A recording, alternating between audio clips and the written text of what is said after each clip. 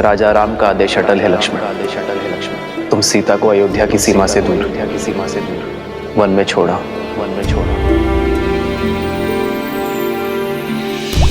खड़ग की धार ये पथ मर्यादा पर चलते जग हित रघुनंदन। राम सिया राम सिया राम सिया राम, राम सिया राम सिया राम।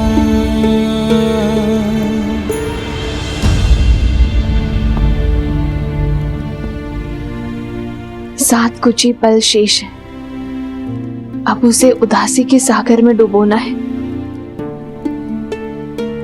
या सुख के शिखर पर बिताना है। चयन आपका है आर्य।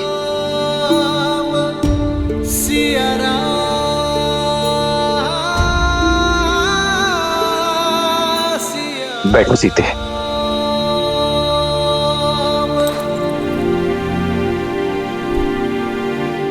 सीते, भरत ने 14 वर्षों तक अयोध्या को संभाला है। पूरे प्रेम और समर्पण के साथ उसने अयोध्या पे राज किया। क्या वो अयोध्या की बागडोर नहीं संभाल सकता? आर्य, राजा की कितनी शक्तियां होती हैं।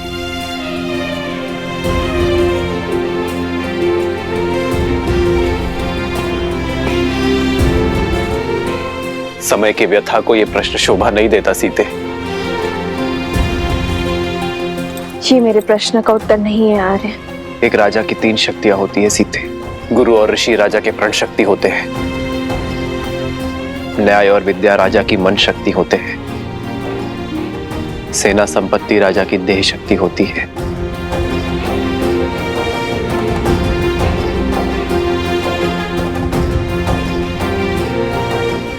तो क्या प्रजा राजा की शक्ति नहीं? प्रजा ही तो वो स्रोत है जिनसे ये सारी शक्तियां आती है। वही परम शक्ति है, परमात्मा सी अटल है। प्रजा के प्रेम और विश्वास के बिना एक राजा अपराधी से अधिक और कुछ नहीं है। तो क्या उस परम शक्ति को त्यागना अपमान नहीं? जिसने सब कुछ दिया, क्या उसे बिना आश्रय छोड़ जाना द्रोह नहीं होगा आर्य? जब जनकपुर में आपके पग पड़े थे, तब ऋषिया श्री रंगा ऋषि ने कहा था कि आप नए युग का आरंभ है।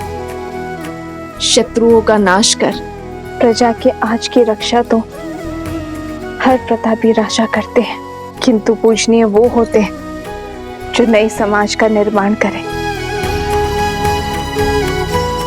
प्रजा को उज्जवल कल का उपहार दे। ये संसार आपको युगों युगों तक पूजेगा और आपके कारण मेरी भी आराधना होगी, किंतु केवल तब जब कर्तव्य और सुख के संघर्ष में हम कर्तव्य को चुनेंगे, सुख को त्यागेंगे। राज्य आपका कर्तव्य है आर्य, और सीता आपका सुख।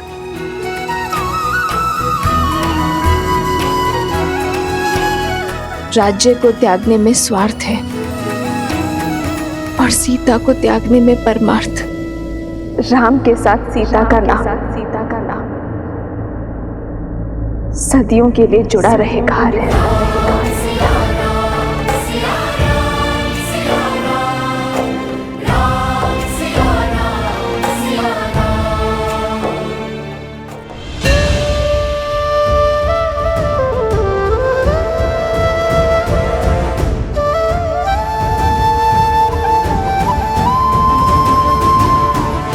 बदली पवन बदली मन धारा, बुरी सोच का खेल है सारा।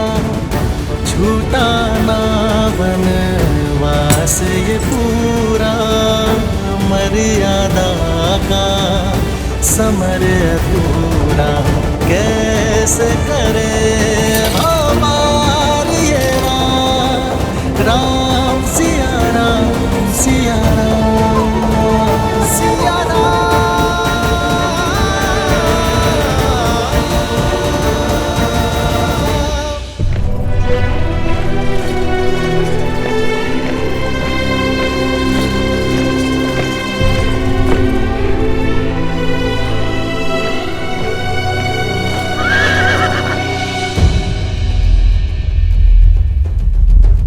ये स्थान नगर से बहुत अधिक दूर है भाभी माँ।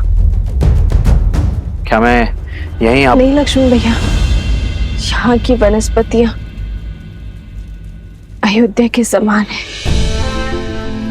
यहाँ के स्थल जलवायु में अधिक अंतर नहीं है। आप रथ आगे बढ़ाइए, गंतव्य भी दूर है। जो आ गया भाभी माँ।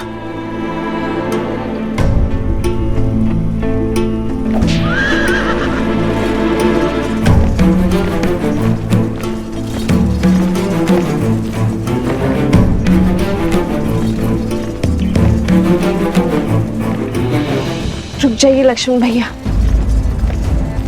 मेरे लिए यही स्थान सर्वश्रेष्ठ रहेगा।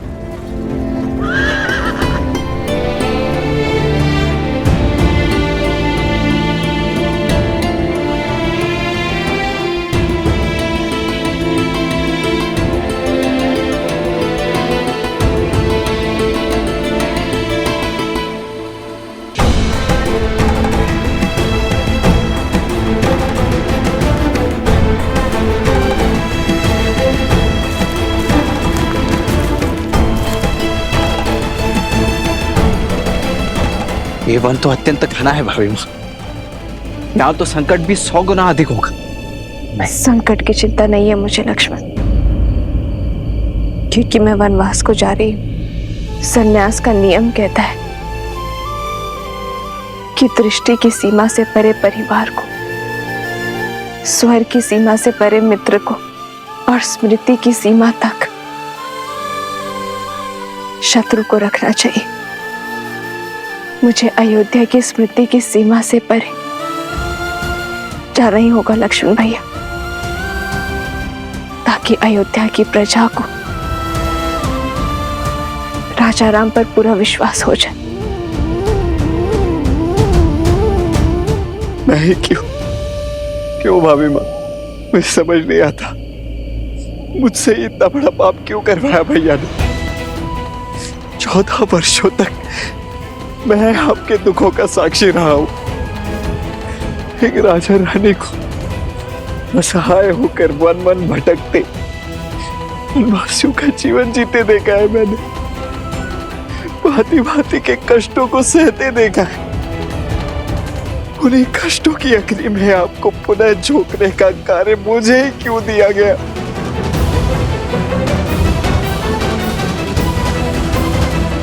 मुझे जल मिलेगा लक्ष्मण भैया।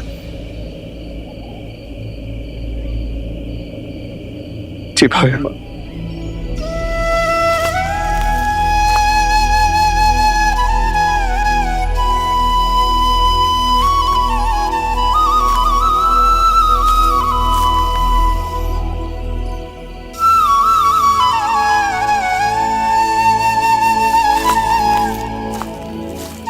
लीजिए भाई।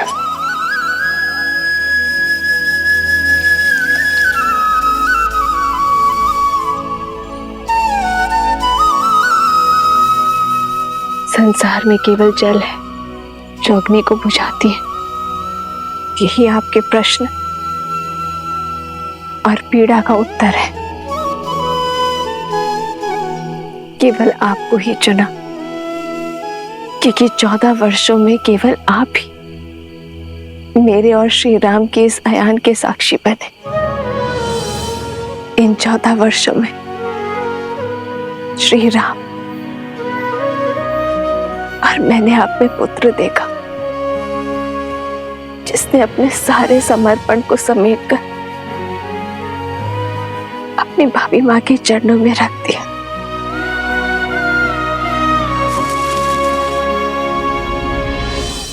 तुम्हारा उसी पुत्र को इतना कष्ट क्योंकि वनवास बीत गया है लक्ष्मण। अब आप केवल श्री राम के अनुज या मेरे पुत्र नहीं, अयोध्या के सेनापति भी है।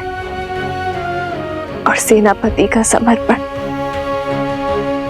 अपनी मां या भाभी के चरणों में नहीं, अयोध्या के चरणों में होना चाहिए। और आपके मुंह से मुक्ति आवश्यक थी।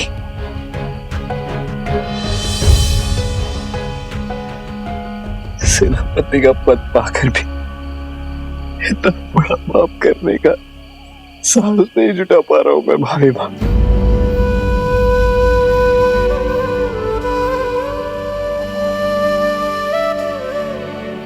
अपनी सोच में कर्तव्य लाओ,